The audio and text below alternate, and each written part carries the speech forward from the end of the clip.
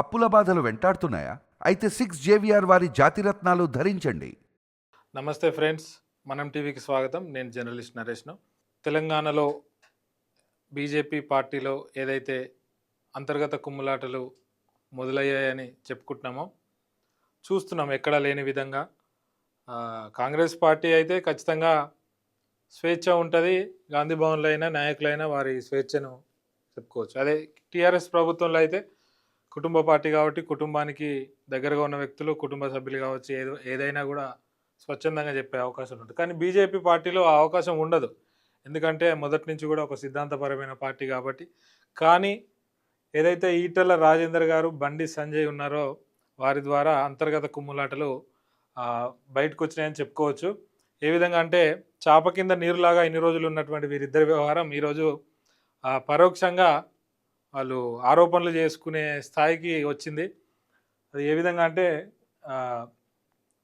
బండి సంజయ్ గారు కేంద్ర మంత్రిగా ఉన్నారు, గతంలో రాష్ట్ర అధ్యక్షులు, ఎంపీగా పనిచేసినారు, కార్పొరేటర్గా పనిచేస్తున్నారు, ఎమ్మెల్యేగా ఓడిపోయినప్పటికీ ఎంపీగా రెండోసారి కేంద్ర మంత్రిగా ఉన్నారు.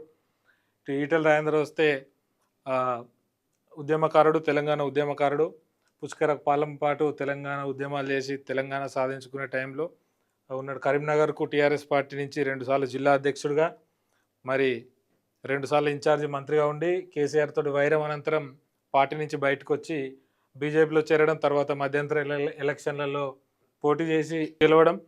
వీరిద్దరు కూడా ఒక విధంగా చూస్తే భారతీయ జనతా పార్టీలో ఇద్దరు కూడా పెద్ద నాయకులే. కేంద్ర మంత్రి ఇటు బండి సంజయ్ గారు, జాతీయ కార్యవర్గ సభ్యులు, ఇద్దరు కూడా పెద్ద నాయకులే.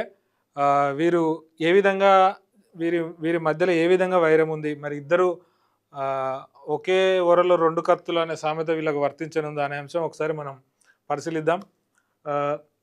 ఇద్దరు నేతలు బీజేపీలో ఎంపీలు, కేంద్ర మంత్రిగా ఉన్నప్పటికీ వీరిద్దరు కూడా సోషల్ మీడియాలో చాలా యాక్టివ్గా ఉంటారు. ఏదన్నా కూడా ఇటల వర్గం మా నాయకుడే ఖచ్చితంగా గొప్ప ఉండాలి, ఖచ్చితంగా అన్ని రాష్ట్ర వ్యాప్తంగా కేసీఆర్ను, ఆనాడు వైఎస్ రాజశేఖర రెడ్డిని, కిరణ్ కుమార్ రెడ్డిని, రోషయ్య, మొన్న కేసీఆర్ను, వీళ్ళందరినీ కూడా తట్టుకొని అసెంబ్లీలో ఫ్లోర్ లీడర్గా కొట్లాడినటువంటి ఘనత ఉంది. మళ్ళీ కేసీఆర్ను గద్దెదించడంలో ఈటెల రాజేందర్ పాత్ర ఉందని ఇక్కడ సోషల్ మీడియా కావచ్చు. మరి ఈరోజు ఈ స్థాయిలో బీజేపీ పార్టీ తెలంగాణలో ఉందంటే కేసీఆర్ని ఎదిరించి కాంగ్రెస్ పార్టీని కాదని కొట్లాడినటువంటి తీరు బండి సంజయ్ గారిది ఉందని చెప్పి ఆయన సోషల్ మీడియాలో కావచ్చు. సో ఇద్దరు కూడా సోషల్ మీడియాలో బలంగా ఉన్నప్పటికీ మొన్న బండి సంజయ్ గారు మాట్లాడాడు. ఆయన పార్లమెంటు, కరీంనగర్ పార్లమెంట్ స్థాయిలో హుజురాబాద్ కొంతమంది నాయకులతో కలిసి ప్రెస్ మీట్లో మాట్లాడినటువంటి తీరే ఈటెల రాజేందర్ గారు రెచ్చిపోవడానికి కారణమైందా, లేకపోతే ఇంకేమైనా అంశాలు అంతర్గతంగా వీరి మధ్య ఉన్నాయా, లేకపోతే బీజేపీ నెక్స్ట్ అధికారంలో రాబోతుంది కాబట్టి బీసీ రాష్ట్ర అధ్యక్షుడిగా రామచంద్రరావుకు అవకాశం ఓసీ కేటగిరీలో ఇవ్వడం వల్ల రేపు ముఖ్యమంత్రి అభ్యర్థిగా బీసీ నేతలు ఇచ్చే అవకాశం ఉంది కాబట్టి నాకని కొట్లాడి గ్రౌండ్ క్లియర్ చేసే పరిస్థితి ఉందా అనే అంశాలను ఒకసారి చూసినట్లయితే ఇద్దరు కూడా బీజేపీ సిద్ధాంతాలను అతిక్రమించే మాట్లాడినట్టు అనిపిస్తుంది. ఇట్లాంటి పరిస్థితి కూడా మనం బీజేపీలో ఎప్పుడు చూడలేదు, ఎక్కడ కూడా జరగలేదు. సంజయ్ గారు తొలుత ప్రెస్ మీట్లో ఏమన్నారు, ఆయన కూడా కార్యకర్తలకు సవినయంగానే విజ్ఞప్తి చేసిండు. ఏమన్నాడంటే, ఇప్పుడు మనకు ఏదైతే కార్యకర్తలు ఇటు అటు ఇళ్ళ వర్గం వాళ్ళ వర్గం అని ఉన్నారో అది నడవది. మన లీడర్ ఒక్కడే మోడీ, మన పార్టీ భారతీయ జనతా పార్టీ, అట్లే ఉండాలి. అటు ఇటు ఎవరైనా ఉంటే కూడా మార్చుకోండి, పార్టీ లైన్లకు రండి అని చెప్పడం జరిగింది. దానికి రాజేందర్ గారు అట్టయినట్టు అనిపిస్తుంది. ఇంకొకటి ఏమన్నాడంటే, ఇప్పుడు ఈ నాయకునికి ఆ నాయకునికి ఈ నాయకునికి లక్షల రూపాయల నిధులు ఇచ్చిన ఈజీఎస్ కింద, ఒక్కొక్క మండలానికి 1,50,00,000 నిధులు ఇచ్చిన, ఒక్కొక్క గ్రామానికి 5 నుంచి 20 లక్షల వరకు నిధులు ఇచ్చిన, అభివృద్ధిలో ముందు ఉంచుతున్నా కాబట్టి ఈ వర్గాలు అనేది తేడా రావద్దు. ఎవరైతే పార్టీలకు వచ్చిరో రాజేందర్ గారు చేరినప్పుడు కావచ్చు, మధ్యంతర ఎలక్షన్లు కావచ్చు, మొన్న ఎమ్మెల్యే ఎలక్షన్లు, ఎంపీ ఎలక్షన్లు ఎవరైతే పార్టీకి వచ్చిరో అక్కడ ఏంటంటే ఇది 20 సంవత్సరాల నుంచి రాజేందర్ గారు ఉన్నారు కాబట్టి వారికి అక్కడ అభిమానులు ఉంటే అభిమానంతో ఉండొద్దు, పార్టీ కార్యకర్తగా పార్టీకి నికాసైన వ్యక్తిగా ఉండాలని చెప్పేసి బండి సంజయ్ గారు ఏదైతే ప్రెస్ మీట్ పెట్టడం జరిగిందో దానికి ఈ హుజురాబాద్లో కొంతమంది ముఖ్య నాయకులు, మండల స్థాయి నాయకులు ఎవరైతే ముఖ్యులు ఉన్నారో మళ్ళీ వారితోటి రాజేందర్ గారు ప్రెస్ మీట్ పెట్టి ఏదైతే బీజేపీ సిద్ధాంతాలు తెలుసు కాబట్టి, బీజేపీ సిద్ధాంతాలు అలవరుచుకున్నావు కాబట్టి బండి సంజయ్ గారు కొంచెం సవినయంగా చెప్పారు. కానీ ఈటెల రాజేందర్ గారు అయితే బాగా ఎక్స్‌ప్లోజివ్ బ్లాస్ట్ అయ్యే విధంగా మాట్లాడిండు. బీజేపీ వర్గాలు, బీజేపీ అధిష్టానం కూడా ఉక్కిరిబిక్కిరయ్యే విధంగా మాట్లాడడం అనేది అది చాలా బాధాకరమైన విషయం. సీనియర్ రాజకీయ నాయకులు, మంత్రిగా చేసిన అనుభవం ఉన్నటువంటి ఈటెల రాజేందర్ గారు, బండి సంజయ్ గారు మాట్లాడిన వ్యాఖ్యలను ఆ విధంగా మాట్లాడడం కూడా బీజేపీ సమాజం కూడా తీవ్ర ఆందోళన చెందినట్టు అనిపిస్తూ ఉంది.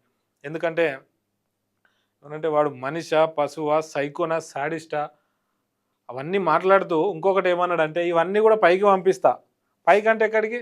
హైకమాండ్. హైకమాండ్ అంటే పార్టీ అంతర్గత చర్చ అన్నట్టే కదా! కాబట్టి క్లియర్‌గా వీళ్ళు బీజేపీ పెద్దలు కావచ్చు, బీజేపీలో కొంతమంది మేధావులు కావచ్చు, ఇది వీరిద్దరి పంచాయతీ కాదు.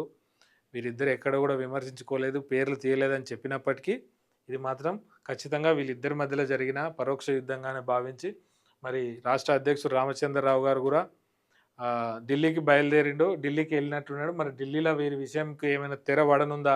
మరి అధిష్టానం ఎవరికి సపోర్ట్ ఇస్తుంది, ఎవరికి ఇవ్వదు, ఎవరి అంశాలను ఎట్లా అనేది ప్రశ్నార్థకం ఉంది. వేచి చూడాల్సి ఉంది. ఏదైతే ఈటెల రాజేందర్ గారు బాహటంగా విమర్శలు చేశారో, పరోక్షంగా ఏదైతే చేశారో అది మాత్రం వివాదాస్పదంగా మారింది.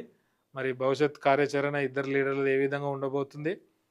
మరి ఈటెల రాజేందర్ గారికి పార్టీ నుంచి ఏ విధమైన ఆర్డర్స్ కానీ, ఏ విధమైనటువంటి క్రమశిక్షణ చర్యలు ఉండబోతాయి?